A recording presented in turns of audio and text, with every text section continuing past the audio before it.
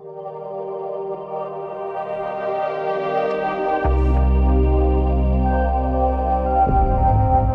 Academia de la Magistratura es el órgano oficial de capacitación del sistema judicial y fiscal peruano, reconocido constitucionalmente.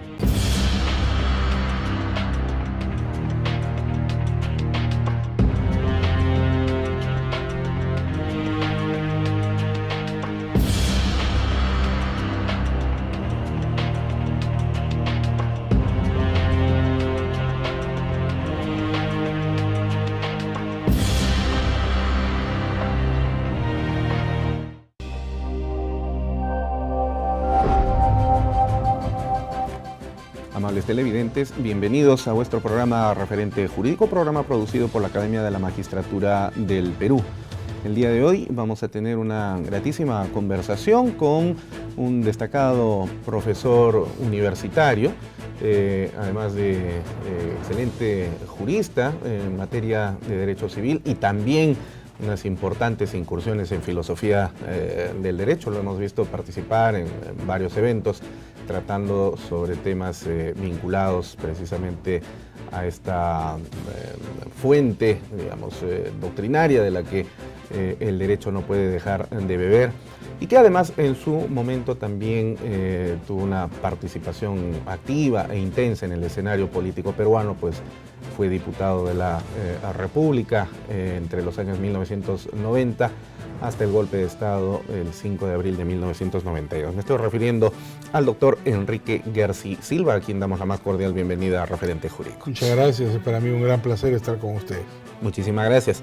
Antes de empezar esta conversación, que el día de hoy va a versar acerca del liberalismo, en la más amplia extensión de su significado, tanto desde el punto de vista doctrinario, político como económico, permítanme dar lectura de una pequeñísima síntesis del amplio currículum vitae de nuestro invitado. El doctor Enrique Guerci es abogado egresado del año 1986 de la Pontificia Universidad Católica del Perú, donde también ha cursado sus estudios de maestría en Derecho Civil.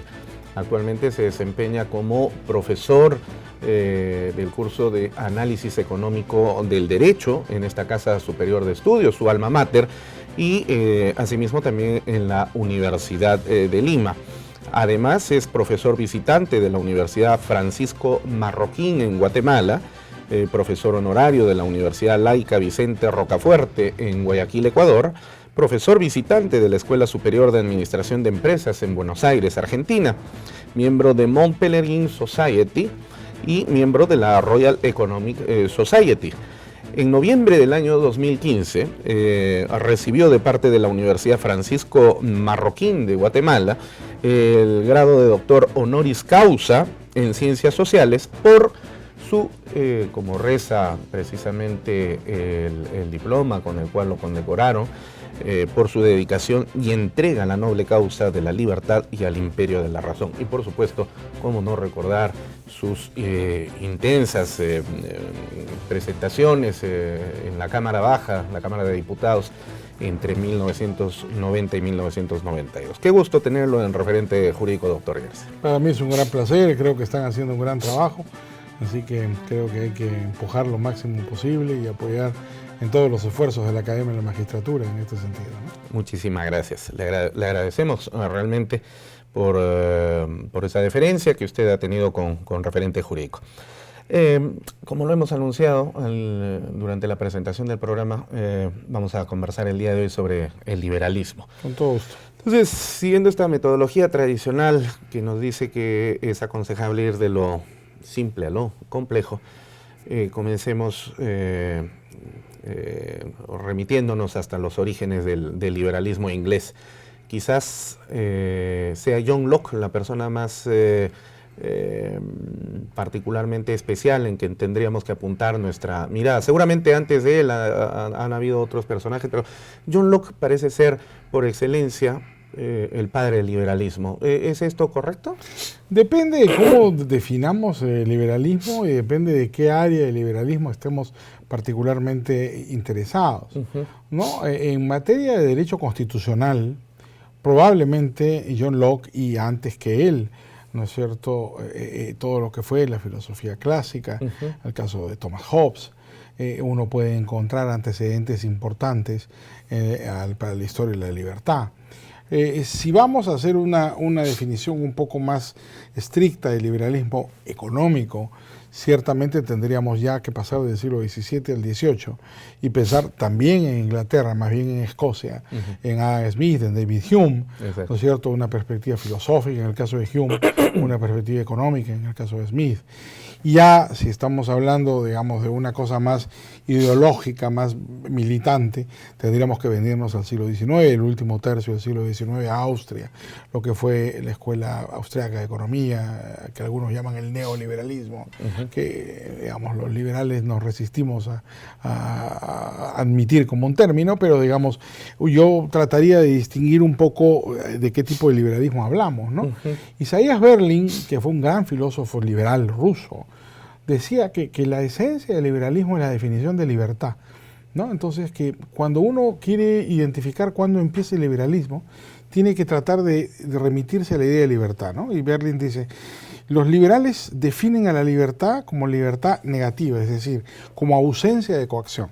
La libertad es la ausencia de coacción. Entonces, ahí donde tengamos a un filósofo, un pensador, que define la libertad como ausencia de coacción, estaremos frente a un pensador liberal. Entonces, el asunto, digamos, como el liberalismo no es precisamente una ideología, ni una militancia, como fue el marxismo, como son las ideas socialistas, sino es más un estado de ánimo, ¿no? Sus ribetes, sus límites son más imprecisos. Y habría en todo caso, por supuesto, que ir rastreando distintos caminos, pero Locke, por lo menos en materia constitucional, ciertamente ha sido un referente muy importante en su momento, ¿no? Pero ahora, independientemente de la existencia de un liberalismo económico, un liberalismo político y otras formas que se presentan, al fin y al cabo son expresiones de un liberalismo que podríamos entenderlo como la fuente de la cual surgen estas diversas formas de liberalismo. Y esa fuente de la que podríamos hablar de un liberalismo en el pensamiento puro, si cabe el término, tendría que estar relacionado precisamente con ese sentido que usted nos ha señalado, que el liberalismo tiene un punto de partida y ese punto de partida es el ejercicio de la libertad. Así es. Que no admite ningún tipo de coacción. Pero como eso está vinculado, ontológicamente hablando, con el ser humano, que por naturaleza es un animal político en el sentido griego del término, social, entonces quizás sea el hecho de que la probablemente primera forma de manifestación de ese liberalismo tenga que haberse conducido por canales estrictamente de la acción política, es decir, de la acción social. Y entonces ese liberalismo precisamente lo encontramos en Inglaterra, extrañamente, ¿no? Porque, digamos, Inglaterra fue y sigue siendo aún, no como antes, pero era, por lo menos en los tiempos de Locke, no una república, sino más bien un estado monárquico en el cual primaba la voluntad de un rey en el que se concentraban todos los poderes. Y pensar entonces en una persona que como Locke, ubicada en este escenario político, económico y social, desarrollase un pensamiento que había que distribuir el poder concentrado en un ejecutivo, en un legislativo, en un judicial y un poder monárquico de todas maneras, resulta a veces irónico, paradójico, algo extraño, una burla del destino. Yo no lo creo, porque en el caso de Hobbes no nos olvidemos del momento en el cual le toca a Locke vivir. Locke es el secretario de Guillermo de Orange. Claro. Entonces, él en realidad forma parte de la reacción antiabsolutista, ¿no es cierto? Es decir, cuando Locke llega a Inglaterra, llega con Guillermo de Orange, que estaba casado con la reina María, las hijas de Jacobo II, que fue el último rey católico de Inglaterra, claro. y que era como había sido además hijo del asesinado Carlos I, hermano de Carlos II, ellos eran, los jacobitas eran absolutistas. Sí. Pero María, en este caso, María de Orange, María Estuardo de Orange, la esposa de Guillermo de Orange, ¿no es cierto?, que hereda el trono de Jacobo, no lo hereda pacíficamente. Hay una invasión, hay una guerra. Las tropas anglicanas, aliadas de los holandeses, invaden Inglaterra. Y Locke, que era secretario de Guillermo de Orange en Ámsterdam, era médico además, llega a Inglaterra precisamente para representar lo que fue el movimiento antiabsolutista. Entonces, Locke en realidad forma parte ideológicamente de todo un movimiento de reacción al absolutismo jacobita. Estuvo al servicio, como le decía Reina María. Entonces, no me extraña en absoluto la posición de Locke. Ahora, Locke es consecuencia de todo un debate muy largo en Inglaterra, digamos. Por alguna razón, Harold Berman, el famoso historiador del derecho, el profesor de Harvard, dice que esto tiene que ver con el propio nacimiento del common law, el hecho de que en Inglaterra hay órdenes jurídicos competitivos, a diferencia que en Europa, que el orden jurídico es monopólico. Inglaterra medieval se caracterizó por ser precisamente una fuente de este tipo de conflictos, la Carta Magna, ¿no es cierto? Y muchos más, ¿no? En la propia Edad Media aparece una escuela filosófica inglesa, el nominalismo, que negaba la existencia de conceptos absolutos y decía que no había universales, solo había singulares, ¿no es cierto? Entonces solamente existen los individuos y no las colectividades. Eso hoy día es muy, digamos, es claramente un antecedente de la idea liberal. La idea, para un liberal, el pueblo no existe, existen los individuos. Y eso es nominalismo inglés, ¿no es cierto?, de la Edad Media. Esa es una típica discusión de la Edad Media. Efectivamente, en Inglaterra ocurrió algo muy importante en su momento. Claro, no explica completamente el nacimiento de la idea liberal, porque por cierto, la idea liberal estuvo presente en muchos lugares. Los historiadores económicos resaltan, por ejemplo, la importancia de los árabes en España. El caso Maimónides era judío, pero el caso de Averroes, ¿no es cierto?, el gran traductor de Aristóteles, sí. Está muy claro que hay ahí toda una, digamos, una tradición liberal diferente a la tradición liberal anglosajona, que después tendrá una enorme influencia en Europa continental. Entonces yo creo que hubo varias fuentes de las que aparecieron en momentos sucesivos y en algunos casos en momentos paralelos lo que fue posteriormente conocido como el liberalismo.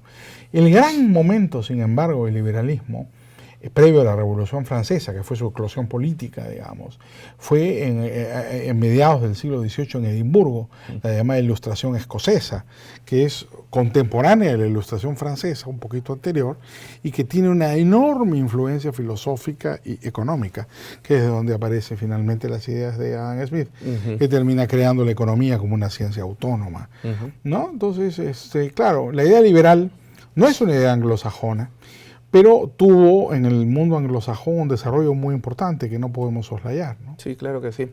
Y trascendente, que ha llenado prácticamente el planeta Tierra en los próximos 200 años posterior a él con un pensamiento de esa naturaleza.